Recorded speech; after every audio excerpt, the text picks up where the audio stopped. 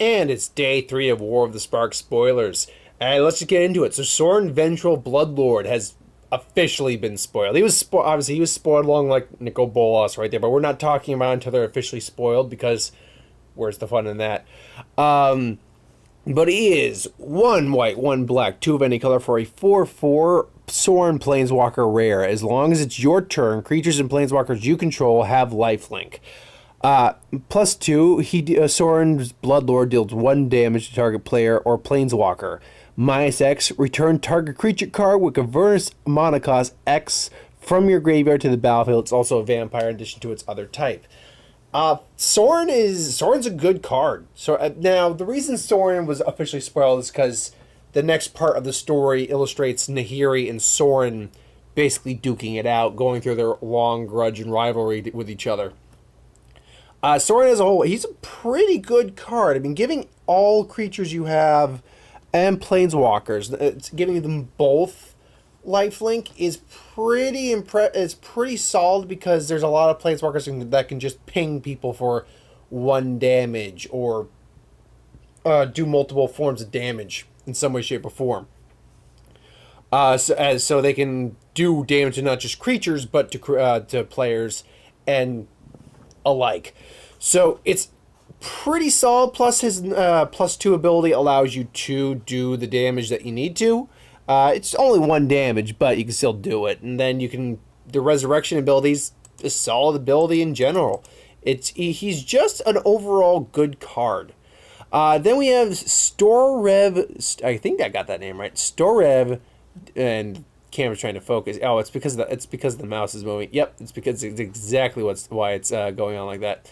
Storev Devakaran Lich is 1 green, 2 black, 1 of any color, 4 mana in total for a 5/4 zombie elf wizard. Trample. When this card deals combat damage to a player or planeswalker, return to your hand target creature or planeswalker card in your graveyard that wasn't put there this combat. It's recursion. It's a 5/4 on 4 mana. It has a relevant ability in trample. Now you have to be in green black obviously, and a double mana cost of one or the other is a little hard to cast than others, but still it's a good card overall. I'm liking a lot of the big meaty beaters in this set. God Pharaoh statue. So that statue we see in Totally Lost is actually not Ugin, which I actually initially thought it was. I should have known better because of the gold on the horn. It's not Bolas turned into a statue by Vraska, because that would make no sense to just have that in the beginning of the story. I heard a lot of people say that, but that made no sense to me because, remember, this spoiler season is different. The cards that are being spoiled, roughly speaking, when they happen chronologically in the story, hence why Act 1, Act 2, Act 3. So it's going to be interesting to see what happens with that. But God Pharaoh statue is 6 of any color for a legendary artifact, uncommon. Spells your opponent's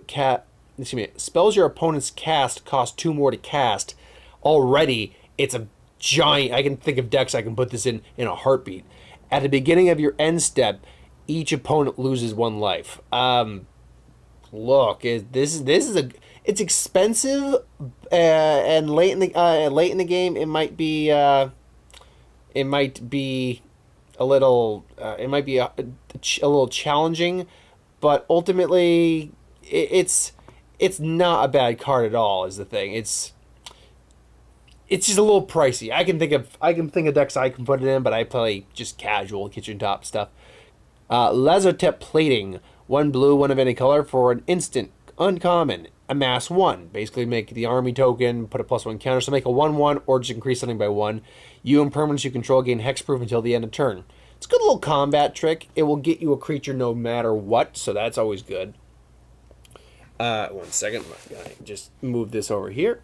So yeah, ultimately it's a solid card. Lazotep Behemoth is a 5/4, 1 black, 4 of any color zombie hippo.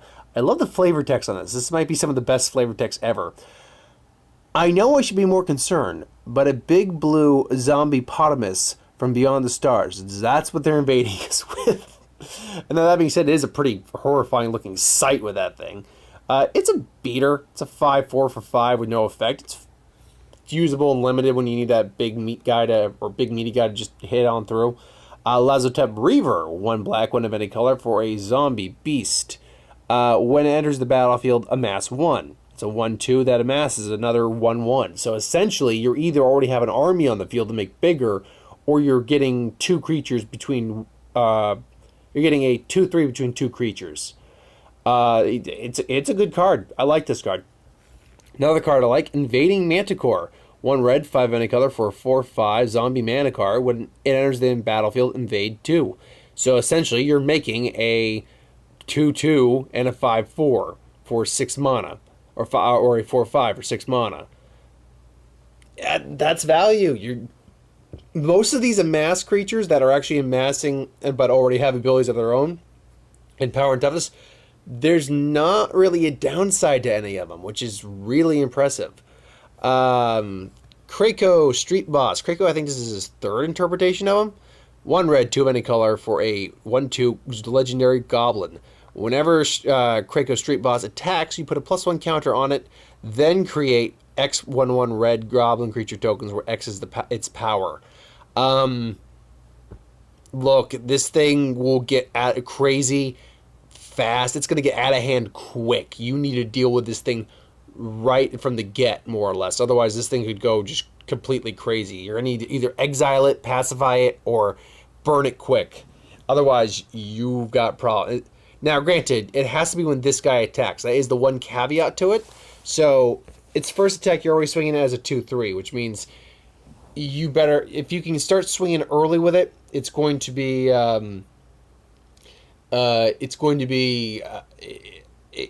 near unstoppable to beat. This is a sick card, ultimately. Nahiri's Stone Blades. 1 red, 1 of any color for an instant common. Up to 2 target creatures get +2/+0 until the end of turn. The H planeswalkers Sorin and Nahiri bellowed across Ravnica. Their blows cutting as deep as their grudge. This is a good combat trick. It's particularly good when you have multiple creatures on the field, obviously, but it's still a good card. And then we have Nahiri's Storm of Stone. I like that name, Storm of Stone.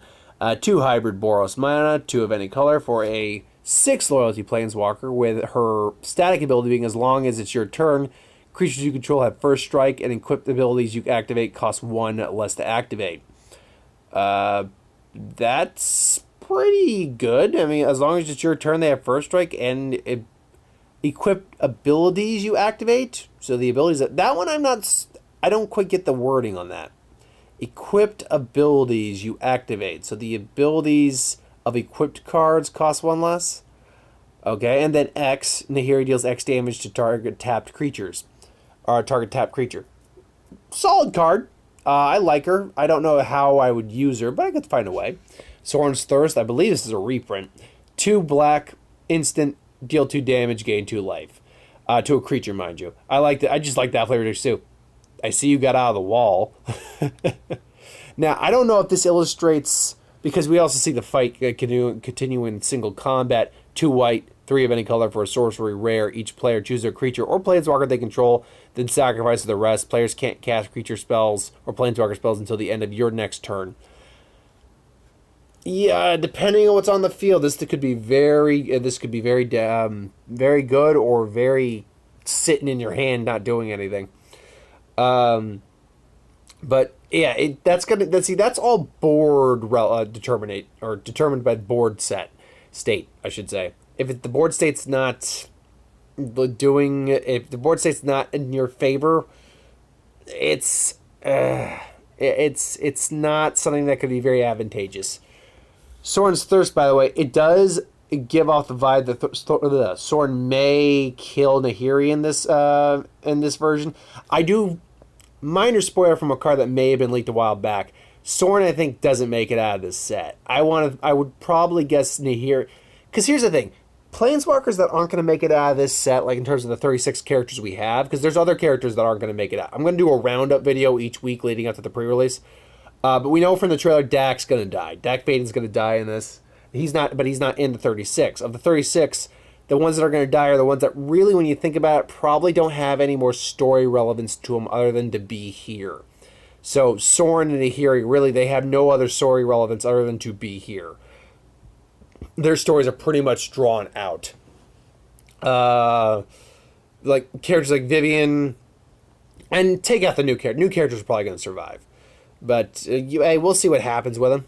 Anyway, that's another thing. We're probably not going to see any of the Planeswalkers actually die, because those are going to be story relevant moments when Planeswalkers start dying. We're probably not going to really see any, or only a few, die within the first week of spoilers. It's coming into the second act, we're going to start seeing, next week, we're going to start seeing some Planeswalkers bite it. But anyway, Leyline Prowler, 1 black, 1 green, 1 of any color, for a Death Touch lifelink, 2/3, that you tap and add 1 mana of any color. Yeah, it's it's pretty good. There's nothing I can really say. This is a really, really good card. What you can either tap for mana if you need it, or you can just frankly have a 2/3 Death Touch lifelink on the field for 3. And Nightmare Beast, great creature type. There's not much I can say. It's a good card. And last but not least, we have Death Sprouts. 1 green, 2 black, 1 of any color, for an instant uncommon. Destroy target creature, search your library for a basic land card, and put it in the battlefield, tap, then shuffle your library. A little pricey, but it's at instant speed. You still have to be in black-green, but you're killing a creature and getting more mana. Ultimately, it's a good card. It's definitely not a bad card. There's no downside to the card, so it's one of those things where it's just a matter of how much you want to spend on your card. If I'm in black-green, I'm playing this. Hell, if I'm in 3 colors in black-green or 2 of them, I'd be playing this. So it's all dependent on how you wish to perceive your style of play.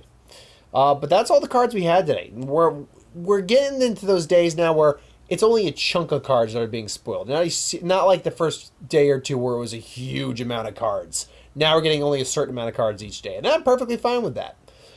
So that's my thoughts on that for now. Thanks for watching. Hope you enjoyed. Like, comment, share, subscribe. As always, if you want us to review something, put in the comments below. Let us know. We'll do a review of it at some point. Ideas for who would win, Star Wars, Superior Magic, What If, anything I do on the channel. Put that in the comments below. Let us know. We'll do a review of it at some point. So thanks for watching. I'll see you next time. Later, folks.